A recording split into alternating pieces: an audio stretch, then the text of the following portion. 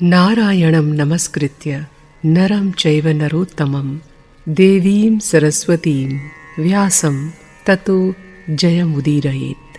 अंतर्यामी नारायण स्वरूप भगवान श्री कृष्ण, उनके नित्य सखा नर रूप अर्जुन, उनकी लीला प्रकट करने वाली भगवती सरस्वती और उसके वक्ता महर्षि वेदव्यास को नमस्कार करके आसुरी संपत्तियों पर विजय प्राप्त करके अंतःकरण को शुद्ध करने वाले महाभारत ग्रंथ का पठन और श्रवण करना चाहिए।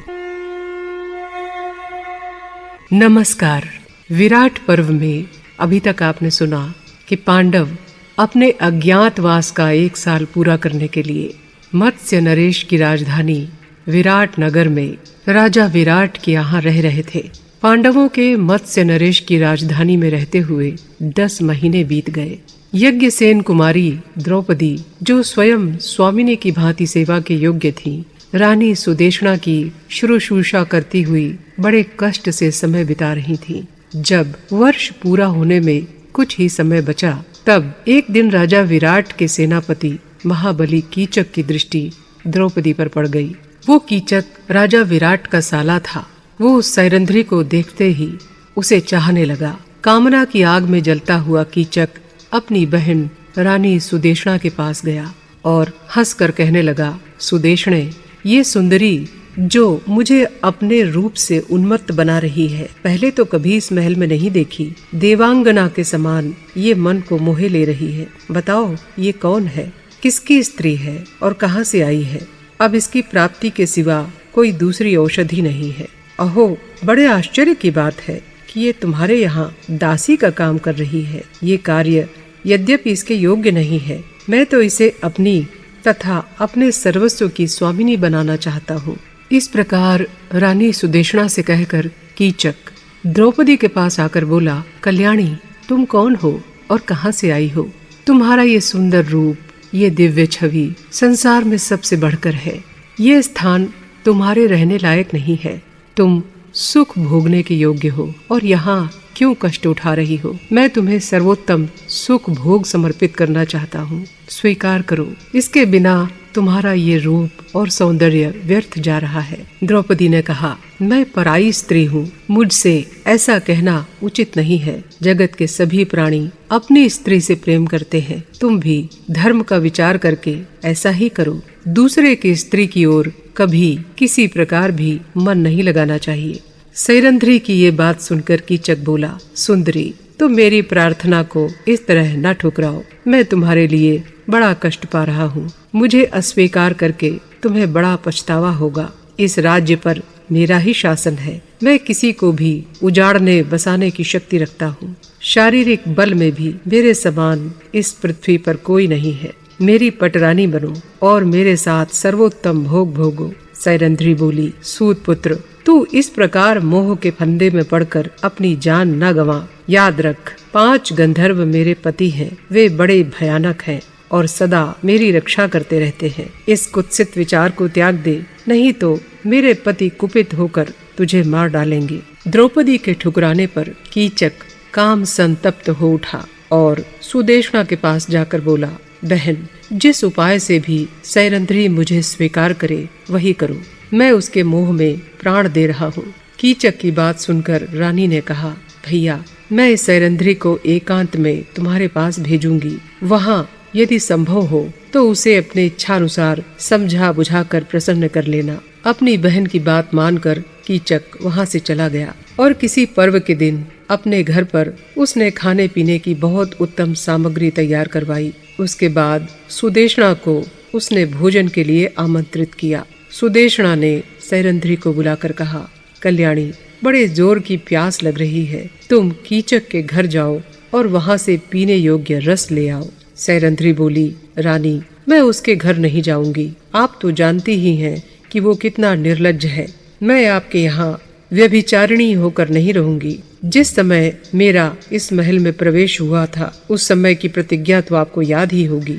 फिर आप मुझे वहाँ क्यों भेज रही हैं? सुदेशना ने कहा, मैं तुम्हें यहाँ से भेज रही हूँ, इसलिए वो तुम्हारा अपमान कदापि नहीं कर सकता। ये कहकर उसने उसके हाथ में ढक्कन सहित एक सुवर्णमय पात्र दे दिया। द्रौपदी उसे लेकर रोती और डरती डरती कीचक के घर की ओर चली। अपने सतीत्व की रक्षा के लिए वो मन ही मन भगवान सूर्य की शरण में गई। सूर्य ने उसकी देखरेख के लिए गुप्त रूप से एक राक्षस भेजा, जो सब अवस्थाओं में साथ रहकर उसकी रक्षा करने लगा।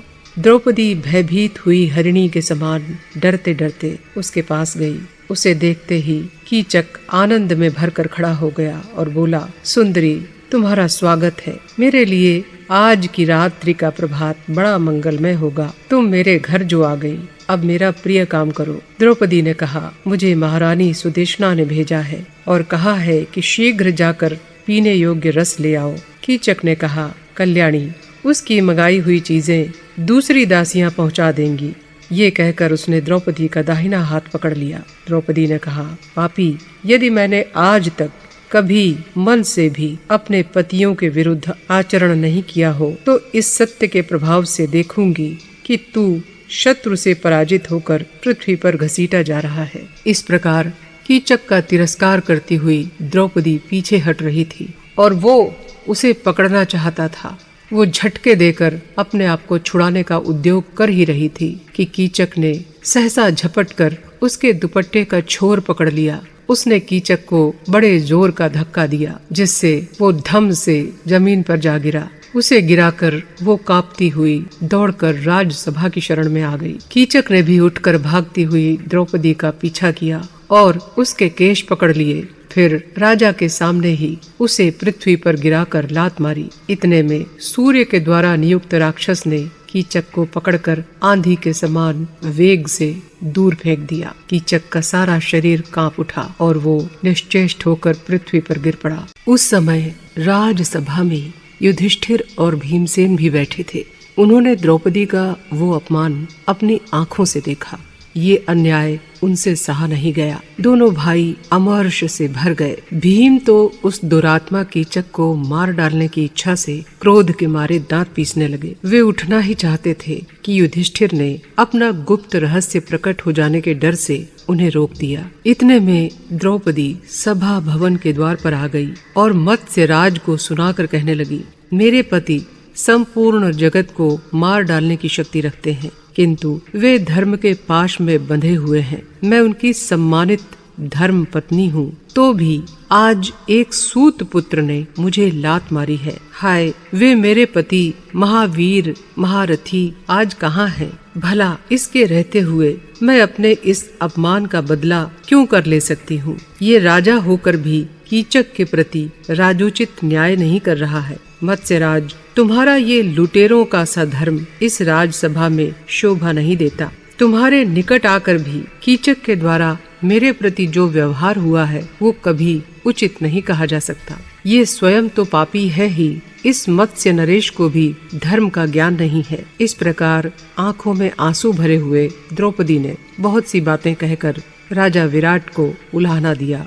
फिर सभासदों के पूछने पर उसने कलह का कारण बताया। इस रहस्य को जानकर सभी सदस्यों ने द्रौपदी के सत साहस की प्रशंसा की और कीचक को बारंबार धिक्कारते हुए कहा, ये साध्वी जिस पुरुष की धर्मपत्नी है उसे जीवन में बहुत बड़ा लाभ मिला है। हम तो इसे मानवी नहीं देवी मानते हैं। जब सभासद लोग इस प्रकार द्रौपदी की प्रशंसा कर रहे थे, तब युधिष्ठिर ने उससे कहा, सैरंध्री, अब यहाँ खड़ी न हो, रानी सुदेशना के महल में चली जा। तेरे पति गंधर्व अभी अवसर नहीं देखते, इसलिए नहीं आ रहे हैं। वे अवश्य ही तेरा प्रिय कार्य करेंगे और जिसने तुम्हें कष्ट दिया है उसे नष्ट कर डालेंगे। ये सुनकर द्रौपदी चली गई। उसके बाल खुले हुए थे और आंखें क्रोध से लाल हो रही थीं। रानी सुदेशना ने उसे रोते और आंसू बहाते देखकर पूछा, कल्याणी, क्यों रो रही हो?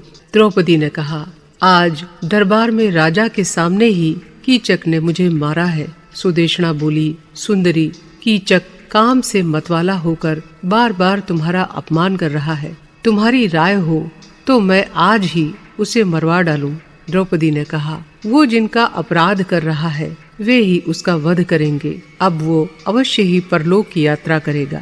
सेनापति कीचक ने जब से लात मारी थी, तभी से द्रौपदी उसके वध की बात सोचा करती थी। इस कार्य की सिद्धि के लिए उसने भीमसेन का स्मरण किया और रात के समय अपनी शैया से उठकर उनके भवन में गई। पाकशाला में प्रवेश करते ही उसने कहा, भीमसेन उठो, मेरा वो शत्रु महापापी सेनापति मुझे लात मारकर अभी जीवित है, तो भी तुम यहाँ निश्चिंत होकर कैसे सो रहे हो? द्रौपदी के जगाने पर भीम अपने पलंग पर उठ बैठे और उससे बोले, प्रिय, ऐसी क्या आवश्यकता आ पड़ी कि तुम उतावली होकर मेरे पास चली आई? मुझे पूरी बात बताओ जिससे मैं सब कुछ जान सकूं। द्रौपदी ने कहा, मेरा दुख क्या तुमसे छिपा है? क्या उस दिन की बात भूल गए हो जब प्रातिकामी मुझे दासी कहकर भरी सभा में घसीट ले गया था? यहाँ कीचक नाम का एक सेनापति है जो नाते में राजा विराट का साला है। वो बड़ा ही दुष्ट है। प्रतिदिन सैरंध्री के वेश में मुझे देखकर कहता है, तुम मेरी स्त्री हो जाओ। प्रतिदिन उसके पाप पूर्ण प्रस्ताव सुनते सुनते मेरा दिल फटा जा रहा है। इधर धर्मात्मा युधिष्ठिर को जब अपनी जीविका के लिए दूसरे राजा की उपासना करते देखती हूँ तो बड़ा दुख होता है। मुझे याद है जब वन को आने लगी उस समय माता कुंती ने रो कर कहा था, पांचाली, सहदेव मुझे बड़ा प्यारा है किंतु है बड़ा संकोची। तुम इसे अपने हाथ से भोजन कराना, इसे कष्ट न होने पाए। ये कहते कहते उन्होंने सहदेव को छाती से लगा लिया था। आज उसी सहदेव को देखती हूँ, रात दिन गौओं की सेवा में जुटा रहता है और रात को बछड़ों के चमड़े बिछाकर सोता है। ये सब दुख देखकर भी मैं किस लिए जीवित रहूं? हे कुंती नंदन, सुनो, पहले मैं माता कुंती को छोड़कर और किसी के लिए, स्वयं अपने लिए भी कभी उबटन नहीं पीसती थी, परंतु अब राजा के लिए चंदन घिसना पड़ता है। देखो, मेरे हाथों में घट्टे पड़ गए हैं, पहले ऐसे नहीं थे। ये कहकर द्रौपदी ने भीम को अपने हाथ दिखाए। फिर वो सिसकती हुई बोली, न जाने देवताओं का मैंने कौन सा अपराध किया है जो मेरे लिए मृत्यु भी नहीं आती। भीम ने उसके पतले हाथों को पकड़कर देखा। सचमुच काले काले दाग पड़ गए थे। उन हाथों को अपने मुख पर लगाकर वे रो पड़े। फिर द्रौपदी से कहने लगे, कृष्ण, मेरे बाहुबल को धिक्कार है, अर्जुन के गांडीव धनुष को धिक्कार है, जो तुम्हारे लाल और कोमल हाथ आज काले पड़ गए हैं। मैं उसी दिन विराट का सर्वनाश कर डालता और कीचक का मस्तक पैरों से कुचल डालता, लेकिन धर्मराज ने मुझे रोक दिया। हे सुंदरी, तुम अपना धर्म न छोड़ो, बुद्धिमती हो, क्रोध का दमन करो। कल्याणी, अब तुम्हें अधिक दिनों तक प्रतीक्षा नहीं करनी पड़ेगी। वर्ष पूरा होने में सिर्फ 1.5 महीना रह गया है। 13वां वर्ष पूर्ण होते ही तुम राजरानी बनोगी। द्रौपदी बोली, नाथ, इधर बहुत कष्ट सहना पड़ा है, मैंने बहुत आंसू बहाए हैं, उलाहना नहीं दे रही हूँ। अब इस समय जो कार्य उपस्थित है उसके लिए तैयार हो जाओ। कीचक राजा का सारथी है। राजा और रानी दोनों ही उसे बहुत मानते हैं, परंतु उसका भाव मेरे प्रति खराब हो चुका है। जब मुझे देखेगा कुत्सित प्रस्ताव करेगा और ठुकराने पर मुझे मारेगा। इसलिए अब मैं अपने प्राण दे दूंगी। वनवास का समय पूरा होने तक यदि चुप रहोगे तो इसी बीच पत्नी से भी हाथ धोना पड़ेगा। क्षत्रिय का मुख्य धर्म है शत्रु का नाश करना। ये कहकर द्रौपदी भीमसेन के वक्ष पर गिर पड़ी और फूट फूट कर रोने लगी। भीम ने उसे हृदय से लगाकर कहा, कल्याणी, तुम जैसा कहती हो वही करूंगा। आज कीचक को उसके बंधु बांधवों सहित मार डालूंगा। तुम अपना दुख और शोक दूर कर आज सायंकाल में उसके साथ मिलने का संकेत कर दो। राजा विराट ने जो नई नृत्यशाला बनवाई है उसमें दिन में तो कन्याएं नृत्य सीखती हैं, परंतु रात में अपने घर चली जाती हैं। वहाँ एक बहुत सुंदर मजबूत पलंग भी बिछा रहता है। तुम ऐसी बात करो जिससे कीचक वहाँ आ जाए, वहीं मैं उसे यमपुरी भेज दूंगा। इस प्रकार बात करके दोनों ने शेष रात्रि बड़ी विकलता से बिताई। सवेरा होने पर कीचक पुनः राजमहल में गया और द्रौपदी से कहने लगा, सैरंध्री, सभा में राजा के सामने ही तुम्हें गिराकर मैंने लात मारी, देखा मेरा प्रभाव। अब तुम मुझ जैसे बलवान के हाथों पड़ चुकी हो, कोई तुम्हें बचा नहीं सकता। द्रौपदी बोली, कीचक, यदि ऐसी बात है तो मेरी एक शर्त स्वीकार करो। हम दोनों के मिलन की बात तुम्हारे भाई और मित्र भी न जानने पाए। कीचक ने कहा, सुंदरी, तुम जैसा कह रही हो वैसा ही होगा। द्रौपदी ने कहा, राजा ने जो नृत्यशाला बनवाई है वो रात में सूनी रहती है, इसलिए अंधेरा होने पर तुम वहीं आ जाना। इस प्रकार कीचक के साथ बात करते समय द्रौपदी को आधा दिन भी 1 महीने के समान भारी मालूम हुआ। इसके बाद वो दर्प में भरा हुआ अपने घर गया। उस मूर्ख को ये पता नहीं था कि सैरंध्री के रूप में मेरी मृत्यु आ गई है। उधर द्रौपदी पाकशाला में जाकर भीमसेन से मिली और बोली, परंतप, तुम्हारे कथनानुसार मैंने कीचक को नृत्यशाला में मिलने का संकेत कर दिया है। भीम ने कहा, मैं धर्म, सत्य और भाइयों की शपथ खाकर कहता हूँ, जिस प्रकार इंद्र ने वृत्रासुर को मार डाला था, उसी प्रकार मैं भी कीचक के प्राण लूंगा और जो भी उसकी सहायता के लिए आएगा उसे भी मार डालूंगा। इसके बाद भीम रात के समय नृत्यशाला में जाकर छिप गए और कीचक की प्रतीक्षा करने लगे। इस समय पांचाली के साथ समागम होने की आशा से कीचक भी बहुत सज धज कर नृत्यशाला में आया। वो संकेत स्थान समझकर नृत्यशाला के भीतर चला गया। उस समय भवन में सब ओर अंधकार व्याप्त था। अतुलित पराक्रमी भीम तो वहाँ पहले से ही मौजूद थे और एकांत में एक शैया पर लेटे हुए थे। दुर्मति कीचक भी वहीं पहुँच गया और उन्हें हाथ से टटोलने लगा। काम मोहित कीचक ने उनके पास पहुंचकर मुस्कुराकर कहा, सुभ्रू, मैंने अनेक प्रकार जो अनंत धन संचित किया है वो सब मैं तुम्हें भेंट करता हूँ, तथा मेरा जो धन रत्नादि से संपन्न तथा रति की सामग्रियों से सुशोभित भवन है वो भी मैं तुम्हारे ऊपर निछावर करता हूँ। भीम ने कहा, आप दर्शनीय हैं, ये बड़ी प्रसन्नता की बात है, किंतु आपने ऐसा स्पर्श पहले कभी नहीं किया होगा। ऐसा कहकर भीम सहसा उछलकर खड़े हो गए और उससे हंसकर कहने लगे, रे पापी, तू पर्वत के समान बड़े ढील डोल वाला है, किंतु सिंह जैसे विशाल गजराज को घसीटता है, उसी प्रकार आज मैं तुझे पृथ्वी पर मसल डालूंगा। तेरी बहन ये सब देखेगी। ये कहते हुए भीम ने उसके केश पकड़ लिए। कीचक भी बहुत बलवान था। उसने अपने केश छुड़ा लिए और बड़ी फुर्ती से दोनों हाथों से भीम को पकड़ लिया। फिर उन क्रोधित पुरुष सिंहों में परस्पर बाहु युद्ध होने लगा। उनकी भुजाओं की रगड़ से बांस फटने की कड़क के समान बड़ा भारी शब्द होने लगा। इस प्रकार भीम कीचक को धक्के देकर सारी नृत्यशाला में घुमाने लगे। भीम और कीचक स्पर्धा के कारण और अधिक उन्मत्त हो गए थे। आधी रात के समय उस निर्जन नाट्यशाला में क्रोध में भरकर भीषण गर्जना करने लगे। अंत में भीम ने उसके बाल पकड़ लिए और उसे थका देखकर इस प्रकार अपनी भुजाओं में कस लिया जैसे रस्सी से पशु को बांध देते हैं। अब कीचक फूटे हुए नगाड़े के समान जोर जोर से डकारने और उसकी भुजाओं से छूटने के लिए छटपटाने लगा, किंतु भीम ने उसे कई बार पृथ्वी पर घुमाकर उसका गला पकड़ लिया और कृष्णा के कोप को शांत करने के लिए उसे घोंटने लगे। इस प्रकार जब उसके सारे अंग चकनाचूर हो गए और आंखों की पुतलियां बाहर निकल आईं, तो उन्होंने उसकी पीठ पर अपने दोनों घुटने टेक दिए और उसे अपनी भुजाओं से मरोड़कर पशु की मौत मार डाला। कीचक को मारकर भीम ने उसके हाथ, पैर, सिर और गर्दन आदि अंगों को पिंड के भीतर ही घुसा दिया। इस प्रकार उसके सब अंगों को तोड़ मरोड़ कर उसे मांस का लौंदा बना दिया और द्रौपदी को दिखाकर कहा, पांचाली, जरा आकर देखो तो इस कीड़े की क्या गति बनाई है। ऐसा कहकर उन्होंने दुरात्मा कीचक के पिंड को पैरों से ठुकराया और द्रौपदी से कहा, भीरू, जो कोई तुम्हारे ऊपर कुदृष्टि डालेगा वो मारा जाएगा। इस प्रकार जब उनका क्रोध शांत हो गया तो वे पाकशाला में चले आए। कीचक का वध कराकर द्रौपदी बड़ी प्रसन्न हुई।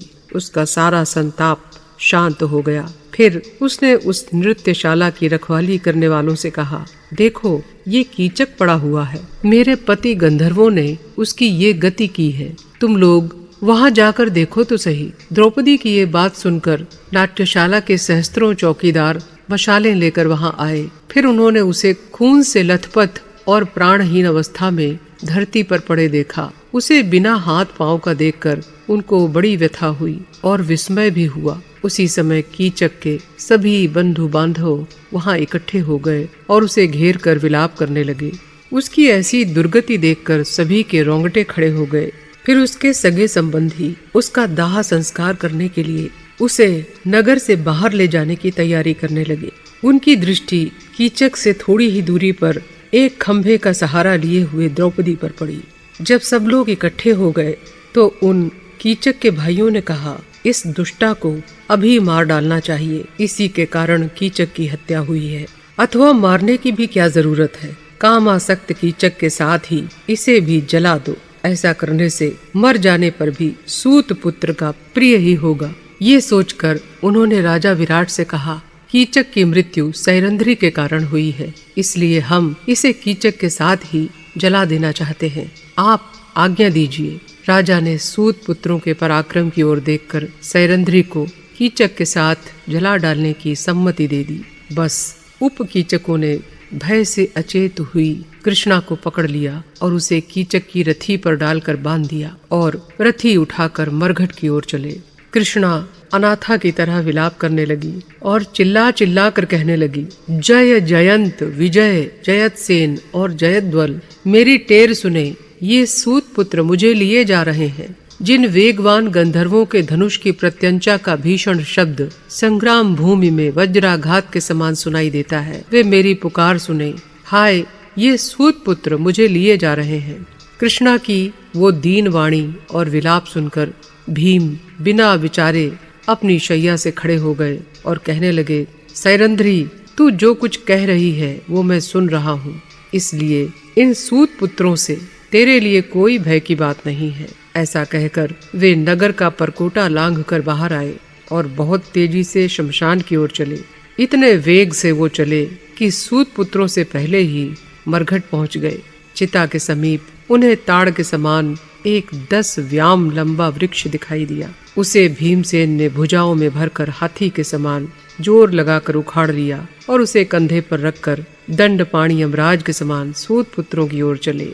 भीम को सिंह के समान अपनी ओर आते देखकर सब सूत पुत्र डर गए और भय से कांपते हुए कहने लगे, अरे देखो, ये बलवान गंधर्व हमारी ओर आ रहा है, जल्दी ही इस सैरंध्री को छोड़ो, इसी के कारण ये भय उपस्थित हुआ है। अब तो वे सब के सब नगर की ओर भागने लगे। उन्हें भागते देखकर भीम ने उस वृक्ष से 105 उप कीचकों को यमराज के घर भेज दिया। उसके बाद उन्होंने द्रौपदी को बंधन से छुड़ाकर ढांढस दिया। भीम ने कहा, कृष्ण, तेरा कोई अपराध न होने पर भी जो लोग तुझे तंग करेंगे वे इसी प्रकार मारे जाएंगे। अब तू नगर को चली जा, मैं दूसरे रास्ते से विराट के रसोई घर की ओर जाऊंगा। जब नगरवासियों ने ये सारा कांड देखा तो उन्होंने राजा विराट के पास जाकर निवेदन किया कि गंधर्वों ने महाबली सूत पुत्रों को मार डाला है और सैरंध्री उनके हाथ से छूटकर राजभवन की ओर आ रही है। उनकी ये बात सुनकर महाराज विराट ने कहा, आप लोग सूत पुत्रों की अंत्येष्टि क्रिया करें। बहुत से सुगंधित पदार्थ और रत्नों के साथ सब कीचकों को एक ही प्रज्वलित चिता में जला दो। फिर महारानी सुदेशना के पास जाकर कहा, जब सैरंध्री यहाँ आए तो तुम मेरी ओर से उससे ये कह देना कि सुमुखी, तुम्हारा कल्याण हो, अब तुम्हारी जहाँ इच्छा हो वहाँ चली जाओ। महाराज गंधर्वों के तिरस्कार से डर गए हैं। जब द्रौपदी अपने शरीर और वस्त्रों को धोकर नगर में आई तो उसे देखकर पुरवासी लोग गंधर्वों से भयभीत होकर इधर उधर भागने लगे और उन्होंने अपने नेत्र बंद कर लिए। रास्ते में द्रौपदी नृत्यशाला में अर्जुन से मिली, जो उन दिनों बृहंडला के रूप में रहते थे। उन्होंने कहा, सैरंध्री, तू उन पापियों के हाथ से कैसे छूटी और वे कैसे मारे गए? ये सब बातें तेरे मुख से ज्यों की त्यों सुनना चाहती हूँ। सैरंध्री ने कहा, बृहन्नले, अब तुम्हें सैरंध्री से क्या काम है, क्योंकि तुम तो इन कन्याओं के साथ अंतःपुर में रहती हो, इसलिए मेरी हंसी करने के लिए तुम इस प्रकार क्यों पूछ रही हो? बृहन्नला ने कहा, कल्याणी, इस नपुंसक योनि में पड़कर बृहन्नला जो भी महान दुख पा रही है उसे क्या तू नहीं समझती? इसके बाद कन्याओं के साथ ही द्रौपदी राजभवन में चली गई और रानी सुदेशना के पास जाकर खड़ी हो गई। तब सुदेशना ने राजा के कथनानुसार उससे कहा, भद्रे, महाराज को गंधर्वों से तिरस्कृत होने का भय है। तू भी तरुणी है और संसार में तेरे समान कोई रूपवती भी नहीं है। पुरुषों को विषय तो स्वभाव से ही प्रिय होता है और तेरे गंधर्व पति बड़े क्रोधी हैं, इसलिए अब जहाँ तेरी इच्छा हो वहाँ चली जा। सैरंध्री ने कहा, महारानी 13 दिन के लिए महाराज मुझे और क्षमा करें, इसके बाद गंधर्वगण मुझे स्वयं ही ले जाएंगे और आपका भी हित करेंगे। तो ये थी द्रौपदी और कीचक की कथा। किस प्रकार कीचक ने द्रौपदी का अपमान किया और भीम के हाथों मारा गया। विराट पर्व की इस कीचक कथा के साथ ही आज का अंक यहीं समाप्त होता है। विराट पर्व की अगली कथा के लिए कीजिए अगले अंक का इंतजार। तब तक के लिए नमस्कार।